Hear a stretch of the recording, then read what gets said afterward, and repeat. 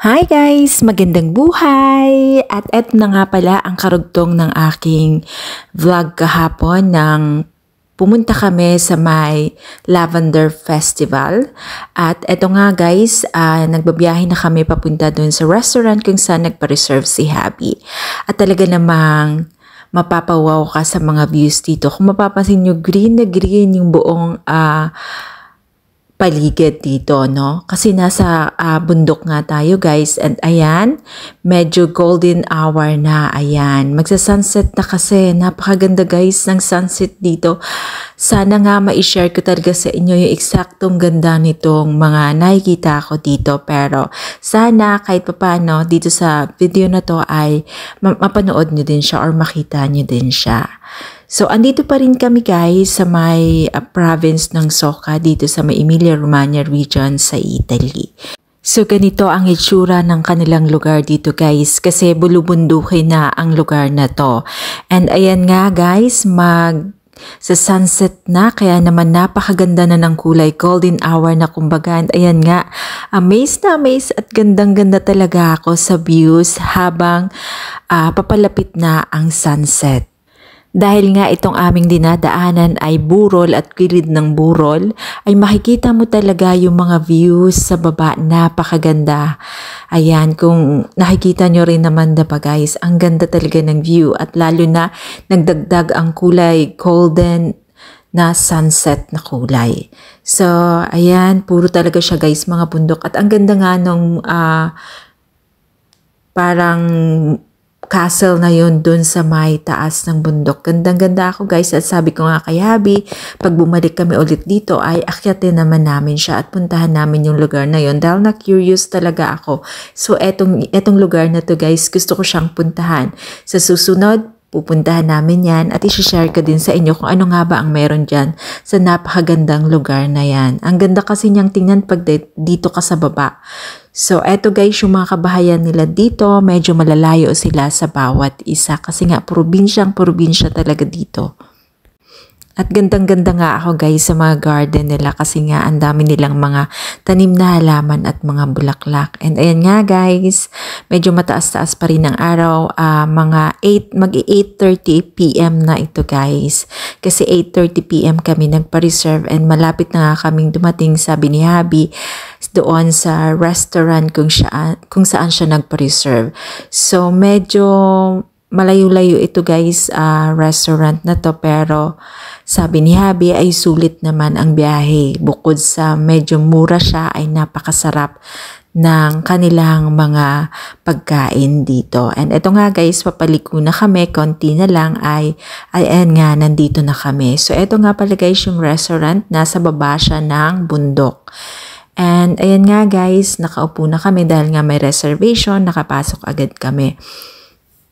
So ayan, ibinibida nga ni Habi dito sa akin ang tungkol sa lugar na ito, kung ano ang meron dito at kung ano yung mga natikman niya nung una siyang pumunta. Ayan, mga pinapaliwanag niya sa akin yung mga pagkain at yung konting history nitong lugar na to kasi medyo antigo na itong lugar na ito. Mapapansin nyo naman sa mga nakadisplay siguro sa likod na puro mga antique.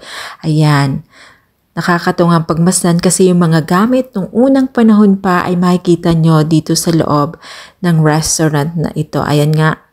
At talaga namang natutuwa ako kasi gusto ko yung mga gantong restaurant. Ayan, dumating na nga yung aming appetizer. And ayan nga, itinuturo ni Habi sa akin ang mga to. So yung dilaw na yan guys ay fried polenta yan. At saka yung bilog ay meatballs fried din. Tapos itong ham and merong bread. So yan ang aming starter. And ito na nga pala guys ang aming first dish. At talaga namang gustong-gusto ko. Nagustuhan ko talaga ito guys kasi nasarapan talaga ako. Ang tawag nila dito ay crispelli. Para siyang crepe na nilagyan ng ham and cheese sa loob. At itong cheese na to guys, napakasarap. Tapos yung mushroom, may mushroom din siya. Napakasarap nung lasa ng mushroom. Ito talaga yung nagustuhan ko at pinaka-favorite kong dish dito sa restaurant na to dahil sarap na sarap talaga ako dito guys. And sabi ko nga kay Happy, after namin kumain yan ay mag-take out kami dahil nagustuhan ko talaga siya. And eto naman yung isa pang dish, yung pappardelle with wild pork ragu sauce. Ayan, napakasarap din guys dahil homemade ang kanilang pasta at yung wild pork nila masarap. As in talagang masarap siya. Ito talaga yung mga food na gustong-gusto kong kinakain kaya worth it talaga na dayuhin itong lugar na to kahit napakalayo at nasa gitna siya ng kabundukan. Ayan, kung nakita nyo kanina, 'di ba? Wala siyang kapitbahay, malayo siya sa kapitbahay.